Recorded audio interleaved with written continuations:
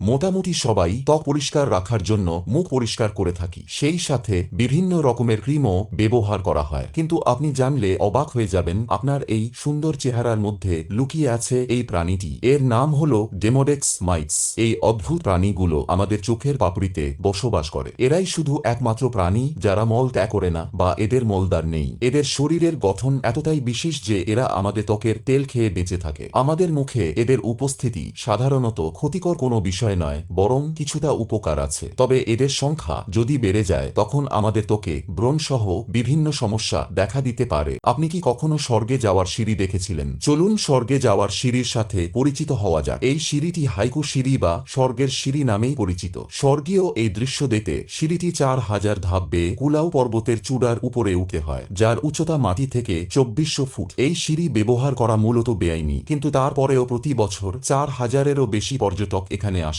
সৌন্দর্য উপভোগ করার জন্য। দ্বিতীয় বিশ্বযুদ্ধের সময় রেডিও স্টেশন সংযোগের জন্য তৈরি করা হয়েছিল এই সিঁড়ি। বর্তমানে প্রকৃতির এই অপূর্ব দৃশ্য দেখতে প্রতি বছর এখানে পর্যটকের সংখ্যা বেড়েই চলেছে। এখনই ভিডিওতে একটি লাইক দিয়ে চ্যানেলটি সাবস্ক্রাইব করে নিন, কারণ এরপরে আপনি আরও এক্সাইটিং বিষয়গুলি জানতে চলেছেন এবং আপনার কমেন্ট আমাদের জন্য এনার্জি ড্রিঙ্কের মতো। তাই দয়া করে ভিডিওটি দেখার পরে কমেন্ট করতে ভুলবেন না। মৌরিতানিয়ার আয়রন ও ট্রেন বিশ্বের সবচেয়ে বড় ট্রেন। এই ট্রেনটির দৈর্ঘ্য প্রায় 2 কিলোমিটার, যা প্রতিদিন 20,000 টন আয়রন ওর পরিবহন করে। এই ট্রেনটি মূলত জোয়েরাতের খনি থেকে আকরিক লোহা মৌরিতানিয়ার নোয়াদিবু বন্দরে নিয়ে যায়। এই ট্রেনের চলাচল আলাদা হওয়ার কারণ এই মরুভূমি, যেখানে শুধু বালির পাহাড় আর আকাশের বিশালতা ছাড়া আর কিছুই দেখা যায় না। স্থানীয়রা এই ট্রেনের শব্দকে মরুভূমির সঙ্গীত বলে। আয়রন ও ট্রেনের মৌরিতানিয়ার বন্দরের গুরুত্বপূর্ণ একটি অংশ।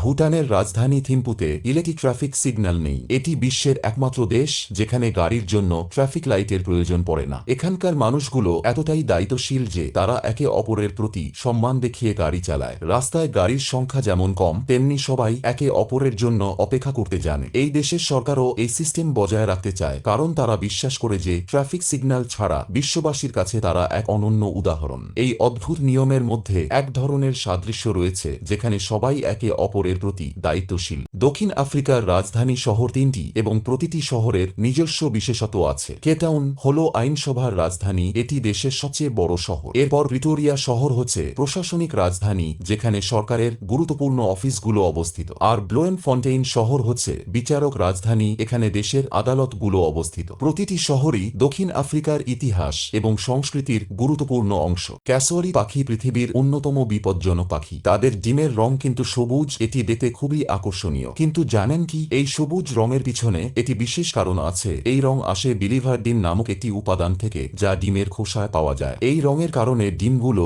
গাছপালার রঙের সঙ্গে মিশে যায়, ফলে শিকারীদের চোখে পড়ে না। ক্যাসোয়ারির ডিমগুলো এমনভাবে লুকিয়ে থাকে যে শিকারী অন্য পাখিরা তা খুঁজেও পায় না। প্রকৃতির কি অসাধারণ কৌশল! মানব জাতির তৈরি সর্বোচ্চ প্রযুক্তি ছিল টাইটান সাবমেরিন। এটি সমুদ্রের গভীরে যাওয়ার সময় যখন 3000 মিটার গভীরতায় পৌঁছালো, তখন পানির চাপের কারণে ভেঙে ধ্বংস হয়ে যায়। কিন্তু পানির 6000 মিটার গভীরে অ্যাফিওনিডি নামে এই স্বচ্ছ জেলটিনাস মাছ বাস করে। এই মাছটি মাত্র 10 সেন্টিমিটার লম্বা হয়। অন্ধকারে খুঁজে বের করে তার খাবার এবং প্রজনন করে তার বংশ বিস্তার করে। তাদের জীবনযাত্রা আমাদের জন্য এক রহস্য, কারণ তারা এমন এক পরিবেশে বাস করে যেখানে কখনো সূর্যের আলো পৌঁছায় না। এই মাছের অস্তিত্ব আর গভীর সমুদ্রের জীব বৈচিত্র্য আমাদের বুঝিয়ে দেয় সৃষ্টিকর্তা কত নিখুঁত কারিগর। তার সৃষ্টি প্রকৃতির কাছে মানুষের শক্তি কিছুই না। এনএস ইয়ামাল এক অসাধারণ পারমাণবিক আইসব্রেকার। এটি তৈরি করা হয়েছে চরম পরিস্থিতি নিয়ন্ত্রণ করার জন্য। জাহাজটি 2টি পারমাণবিক চুল্লির সাহায্যে চলে। প্রতিটি চুল্লি 35 মেগাওয়াট করে শক্তি উৎপন্ন করে। তাই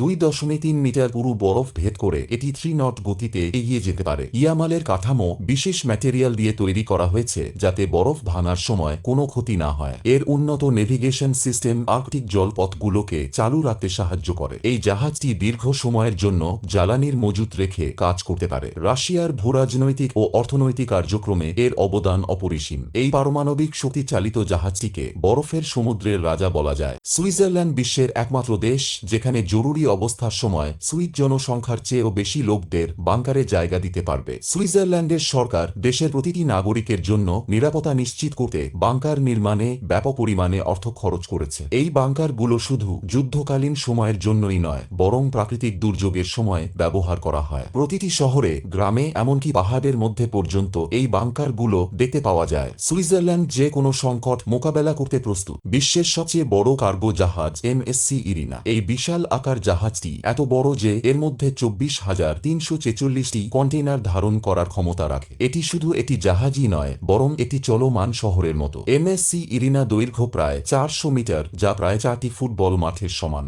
এর উচ্চতা এত বেশি যে এটি একটি 20 তলা বিল্ডিং এর চেয়ে কম নয়। এই জাহাজটি তৈরি করা হয়েছে আধুনিক প্রযুক্তির সাহায্যে, যা পরিবেশ বান্ধব এবং শক্তি সাশ্রয়ী। এটি বিশ্বের বিভিন্ন দেশের পণ্য পরিবহন করে, যা আমাদের দৈনন্দিন জীবনের জন্য অত্যন্ত গুরুত্বপূর্ণ। তাই আপনি যখন বিদেশি কোনো পণ্য ব্যবহার করবেন, মনে রাখবেন এর পেছনে রয়েছে এই বিশালাকার জাহাজের অবদান। এমএসসি ইরিনা সত্যিই একটি অসাধারণ সৃষ্টি।